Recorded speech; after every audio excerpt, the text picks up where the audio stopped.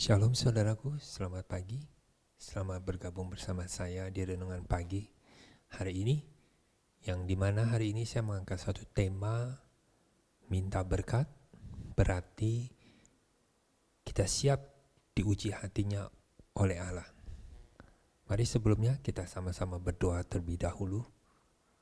Tuhan tolong kami mau datang di hadapan-Mu Tuhan dengan ketulusan hati, dengan suatu kesiapan hati bahwa Tuhan Engkau akan menguji hati kami. Tuhan Engkau tahu kami masih banyak kelemahan, kami masih banyak hal yang belum lurus di dalam hati kami.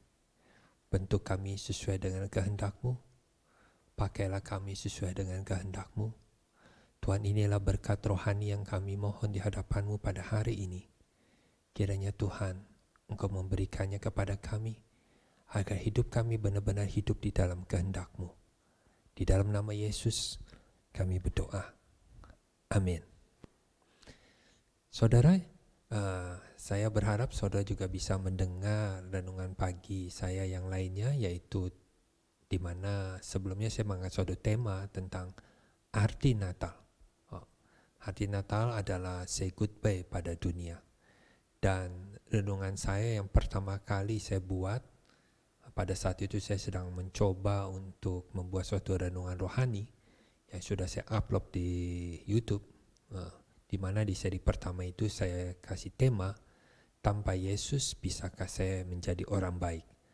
Nah, renungan rohani yang di seri pertama ini sangat-sangat mendasar sekali untuk kita benar-benar mengerti siapakah Yesus, membantu kita mengenal Yesus dari sudut pandang yang berbeda, juga membantu kita untuk mengerti kenapa kita harus butuh Yesus.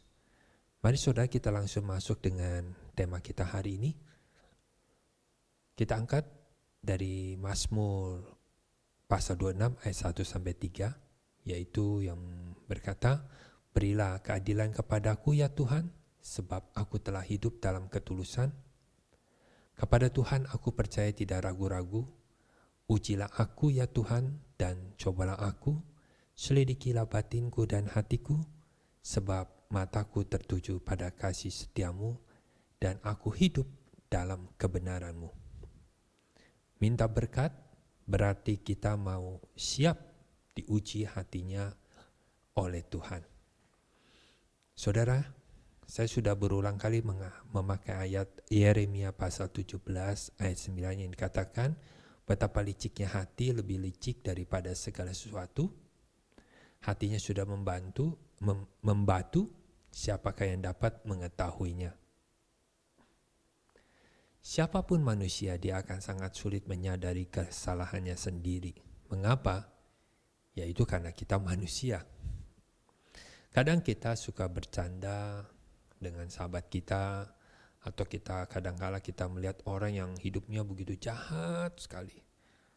Terus kita berkata, waduh ini orang udah gak ada takutnya sama Tuhan.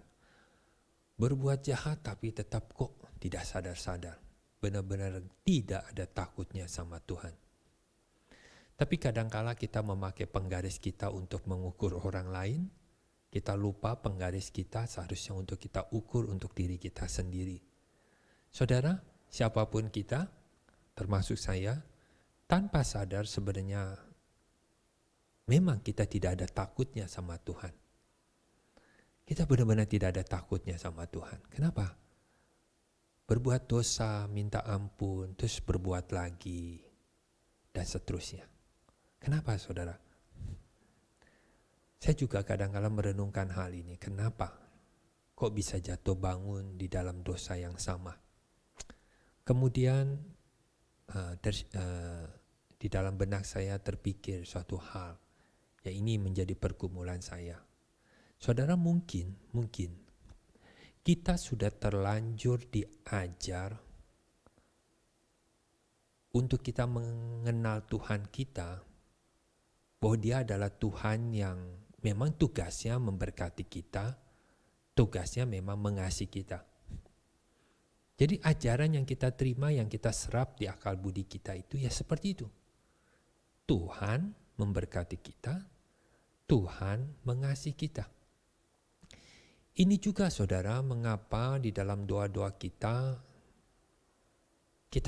kemudian hanya menaruh harapan bahwa Tuhan membantu menyelesaikan masalah kita. Ya itu saja.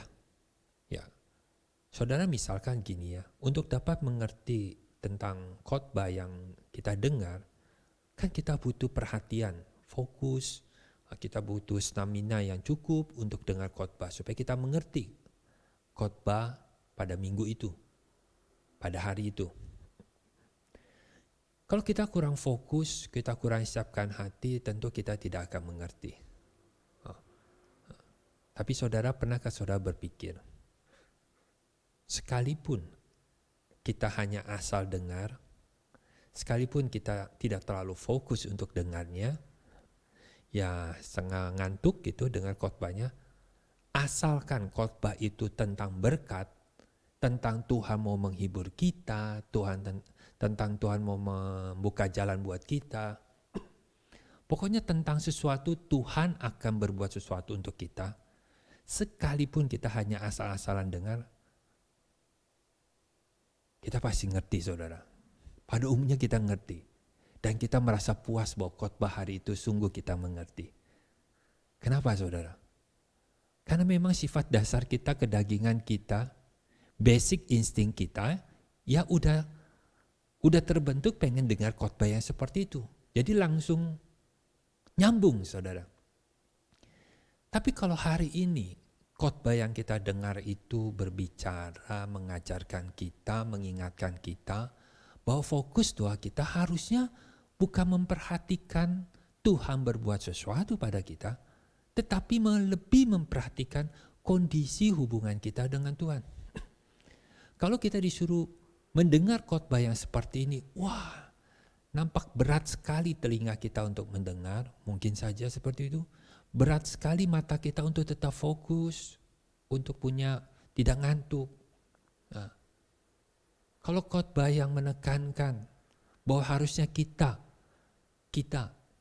lebih memperhatikan hubungan kita dengan Tuhan. Apalagi kalau dilempar dengan suatu pertanyaan untuk kita merenung atau untuk kita berpikir. Contohnya pertanyaan seperti ini yang saya katakan, kita sebenarnya sedang menjalin hubungan dengan Allah atau sedang memanfaatkan Allah? Kalau misalkan saya berkata demikian, mengajukan pertanyaan demikian dan memberi saudara beberapa detik atau menit untuk merenungkan, wah, sulit untuk kita masuk, sulit untuk kita benar-benar konsentrasi sepenuhnya. Saudara, padahal kalau kita hanya datang untuk memanfaatkan Allah, maka besar kemungkinan di dalam hati kita tidak ada ketulusan sama sekali pada saat kita datang menghadap Allah. Saudara, kita sudah terlanjur dibelenggu oleh hasrat nafsu cinta pada dunia ini, sudah terlalu dibentuk, terlebih dahulu dibentuk oleh dunia ini. Jadi bagaimana mungkin kita dapat dengan sekejap langsung mau meninggalkan semuanya ini dengan rasa bersukacita? Tidak mungkin. Sama halnya kalau kita suruh larang seorang anak berkata, nggak boleh bermain, nggak boleh punya mainan. Wah, pasti sangat sengsara sekali. Kalau dengar khotbah yang seperti ini saudara, kita harus menanggalkan semua kedagingan kita. Siapapun tidak akan mungkin dapat merasa bahagia di hatinya. Kita sudah tidak mungkin bisa berpisah dengan sifat-sifat keduniaan kita yang sudah terlanjur dibentuk oleh konsep kewajaran. Karena kita selalu memberikan ruang untuk pembenaran diri kita sendiri. Kan kita manusia. Emangnya tidak boleh hidup bahagia? Emangnya tidak boleh kita meminta berkat sama Tuhan? Kan wajar saja. Nah inilah saudara, kewajaran-kewajaran yang mungkin tanpa sadar sudah membuat kita terbelenggu. Sekali lagi saya katakan, bukan tidak boleh, masalahnya kita mudah terbelenggu saudara. Perhatikan di sini di mana Yesus pada saat itu sedang berkata, menegur, yaitu orang-orang ahli Taurat dan ahli Farisi. Dari ayat ini saudara, kita bisa melihat dari satu sisi yang sangat jelas bahwa Yesus ingin mengingatkan kita bahwa Tuhan sangat memperhatikan ketulusan. Munafik berarti kita tidak tulus di hadapan Tuhan. Jadi kalau dilihat dari ayat ini saudara, bisa dilihat dari satu sisi bahwa matang tidak matangnya rohani seseorang tidak bisa dilihat dari matang tidak matangnya rohani seseorang dapat dilihat dari cara ia berdoa. Maksudnya apa saudara? Maksudnya gini, sekalipun kita bisa merangkai kata-kata, tapi kalau itu tidak benar-benar keluar dari ketulusan jiwa kita, yang benar-benar dari dalam hati kita, saudara, maka yang terpancar, kalau kata orang itu auranya yang terpancar, itu pasti tidak bisa ditutup-tutupi atau dikamuflase.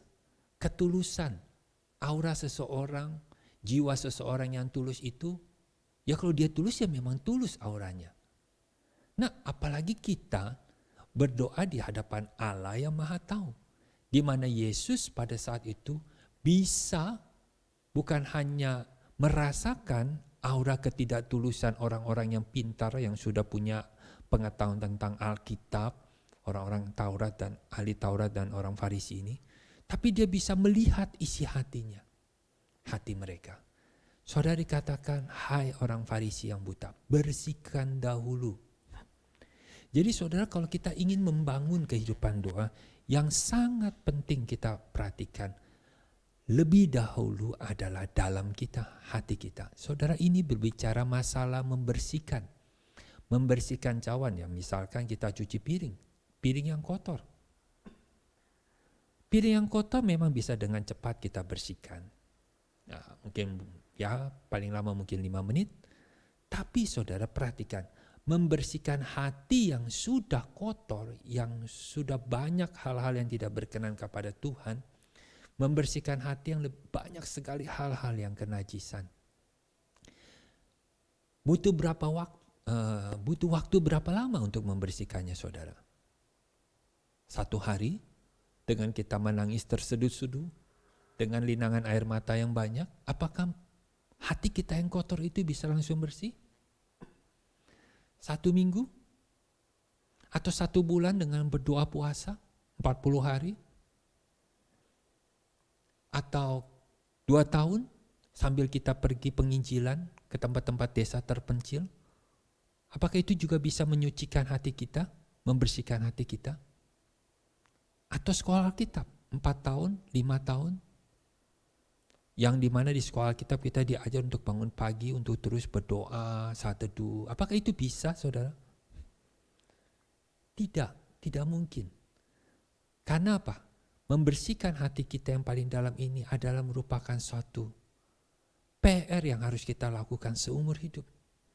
Tanpa peranan Roh Kudus, tanpa tekad kita yang mau menyerahkan hidup kita diberikan kepada Roh Kudus untuk Dia memperbaharui kita, maka hal ini tidak akan mungkin dapat terjadi saudara.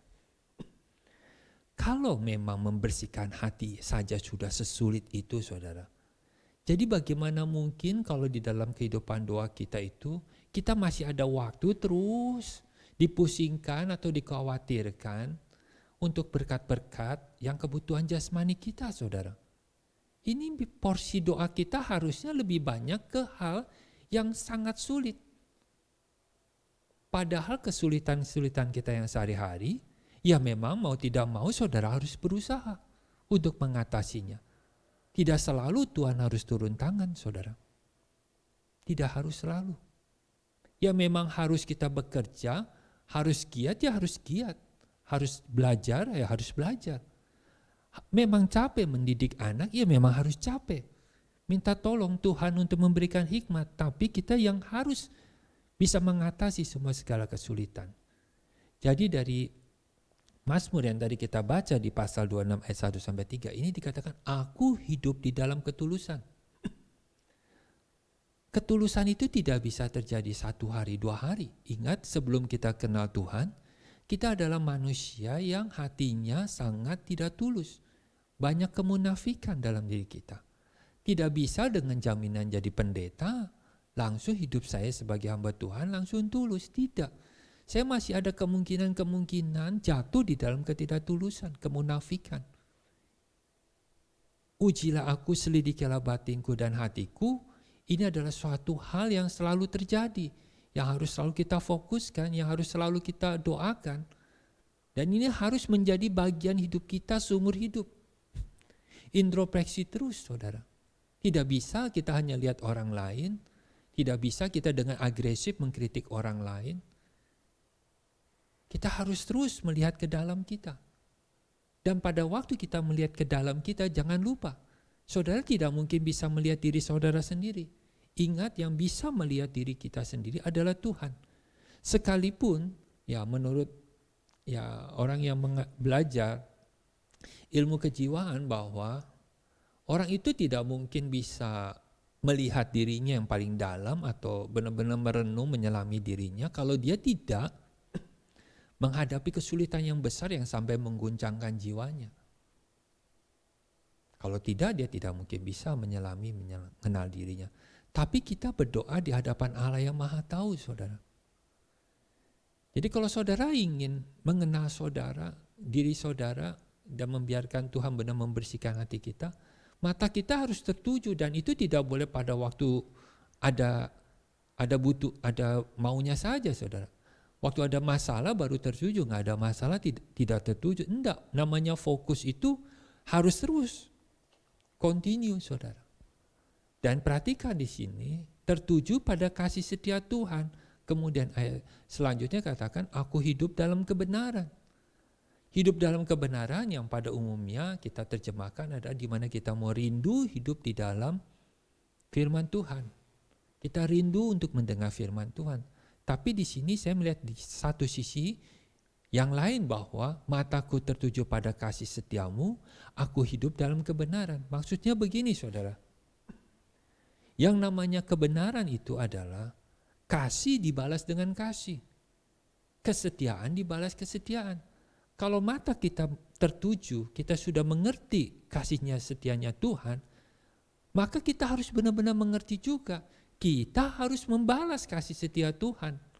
Bukan kita mengabaikannya. Ingat, kita jangan lagi dinena-bobokan bahwa Tuhan itu kita kultuskan bahwa dia adalah Tuhan yang bakal memberkati kita, mengasihi kita. Udah itu saja, saudara. Tidak. Tapi kita benar-benar mengerti isi hatinya. Jadi hidup kita itu bukannya difokuskan pada masalah kita diselesaikan, tapi ini bicara masalah hubungan kita dengan Tuhan.